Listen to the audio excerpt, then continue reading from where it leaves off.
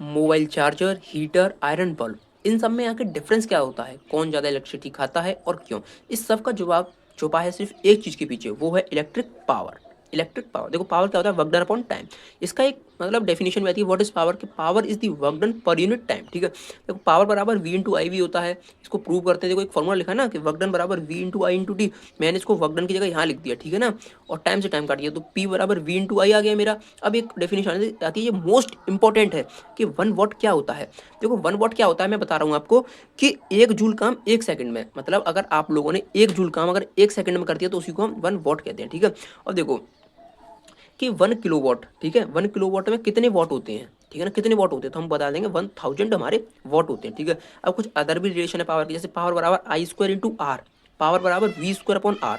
ठीक है, अब देखो एक बात ध्यान रखना कि जो पावर जो होती है ना वो रेजिस्टेंस के इनवर्सली प्रोपोर्शनल होती है। अब आपको भैया ये कैसे होता है, यहाँ तो इनवर्सली चलो मैंने मान ली, लेकिन यहाँ तो डायरेक्टली नहीं। देखो समझो, मैं बताता हूँ तुम्हें कि देखो पी बराबर, ठीक है, आई स्क्वायर इंटू आर, आई कितना होता है वी अपॉन आर, जो मैंने आपको पिछली वीडियो में पढ़ाया था, तो वी अपॉन आर का होल स्क्वायर इंटू आर। ठीक है, तो देखना ध्यान से कि P बराबर V square upon R square into R, तो एक आर से आर कट गया, तो वी स्क्वायर अपॉन आर आया कि नहीं आया। इसीलिए जो हमारा पावर जो होती है वो इन्वर्सली प्रोपोर्शनल रेजिस्टेंस के इन्वर्सली प्रोपोर्शनल का मतलब मैंने आपको पिछली वीडियो में बता रखा है कि जितनी जितनी पावर मेरी बढ़ती जाएगी उतना मेरा रेजिस्टेंस कम होता जाएगा। ये हमारा इन्वर्सली प्रोपोर्शनल का मतलब होता है। अब जैसे मान लो एक मेरे पास क्वेश्चन है कि find the current of electric bulb of power, मेरे को देखो वॉट दे रखा है ना, तो मतलब वॉट का मतलब पावर हो जाती है कि मेरे को पावर कितनी देखिए 40 वॉट, ठीक है ना, और कनेक्टेड टू मेरे को वी भी दे रखा है 220 वोल्ट। मैंने पूछा क्या करंट, तो अब देखो मेरे से करंट पूछा है ना, तो इसमें कहीं करंट है इस पावर वाले फॉर्मूले में नहीं है। इसको यूज़ करूंगा कि पी बराबर I square into are, power मेरे को कितनी दे रखी है 40 बराबर आई स्क्वायर इंटू 220, इससे ये मार दिया मैंने,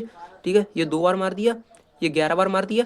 ठीक है, तो आई स्क्वायर जो है कितना आ गया 2/11, यहाँ से ये स्क्वायर हट जाएगा तो √2/11 आ जाएगा। ठीक है बच्चों, अब देखो एक चीज़, एक मैं तुम्हें इंटरेस्टिंग चीज़ बताऊँ, सुनो देखो, जैसे कि ये पावर है, ठीक है, एक ये दो पावर के फॉर्मूले, लेकिन ये दो क्यों है, ये सोचने वाली बात है। देखो मैं तुम्हें एक चीज़ बताऊँ, मैंने तो पिछली वीडियो में बताया था कि सीरीज में मेरा करंट क्या रहता है, सेम रहता है। ठीक है, और पैरेलल में मेरा वोल्टेज कैसे होते हैं, वो सेम होते हैं। ठीक है, तो अगर जैसे अगर तुम्हें कोई सर्किट का सवाल आए उसमें अगर तुम्हें पावर निकालनी हो, अगर सीरीज में है तो तुम्हें ये वाला फॉर्मूला लगाना, ध्यान रखना, कोई नहीं बताता, ये मैं बता रहा हूँ तुम्हें, ये सीरीज में लगाना है। अगर पैरेलल में है तो तुम्हें ये वाला फॉर्मूला लगाना है। ठीक है ना बच्चों, किसमें, पैरेलल में। ठीक है बच्चों, अब नीचे आते हैं, अब देखो अब आते हैं एनर्जी। एनर्जी क्या होती है, एनर्जी पावर इनटू टाइम। ठीक है ना बच्चों, कि एनर्जी क्या होती है, पावर इनटू टाइम, और हमने पावर पढ़ा ऊपर के वर्क डन अपॉन टाइम। ठीक है, वर्क डन अपॉन टाइम, तो एनर्जी जो होती है हमारी वर्क डन के बराबर भी होती है, क्योंकि देखो पावर पावर कितना होता है कि वर्क डन अपॉन टाइम, तो यहाँ से टी से टी कट जाएगा तो एनर्जी हमारी वर्क डन के बराबर होती है। ठीक है, और यूनिट एनर्जी क्या होती है, जूल यूनिट होती है एनर्जी की। ठीक है,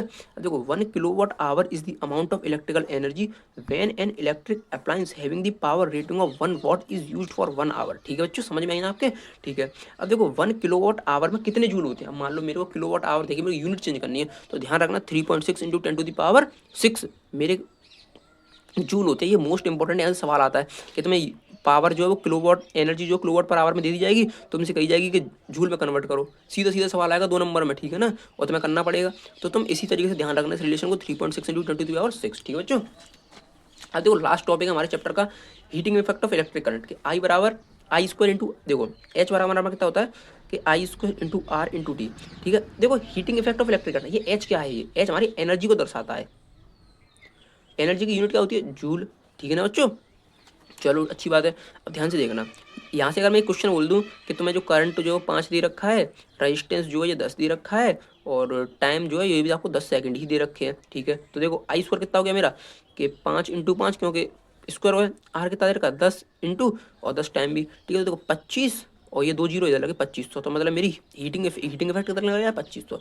अब इसमें एक इंटरेस्टिंग सवाल, ये तो आसान वाले हैं, ऐसा ही बन जाता है, लेकिन ऐसे सवाल कम बनते हैं। देखो सवाल कैसा बनेगा, आपसे पूछ लिया जाएगा कि एच डिक्रीज हो रहा है, अगर मेरा एच डिक्रीज हो रहा है तो करंट, तो फिर रेजिस्टेंस क्या होगा, इंक्रीज होगा या डिक्रीज होगा, तो रेजिस्टेंस भी मेरा इंक्रीज होगा। क्यों इंक्रीज होगा तुम्हें पता ही है, क्योंकि इसके डायरेक्टली प्रोपोर्शनल है। ठीक है ना बच्चों, जो एच जो है वो डायरेक्टली प्रोपोर्शनल है किसके, रेजिस्टेंस के। अगर मान लो इसी तरह जैसे एक पावर का फॉर्मूला था कि वी स्क्वायर अपॉन आर, तो इसमें जो रेजिस्टेंस था वो पावर के इन्वर्सली प्रोपोर्शनल था, समझ रहे हो ना, जो रेजिस्टेंस था इसमें इन्वर्सली प्रोपोर्शनल था। या एक चीज़ याद रखना कि साइंस में मार्क्स रटने से नहीं, कंसेप्ट क्लियर होने से आते हैं। अगर आज का कंसेप्ट क्लियर हुआ हो तो वीडियो को लाइक करें, सब्सक्राइब करें, और मिलते हैं अगली क्लास में।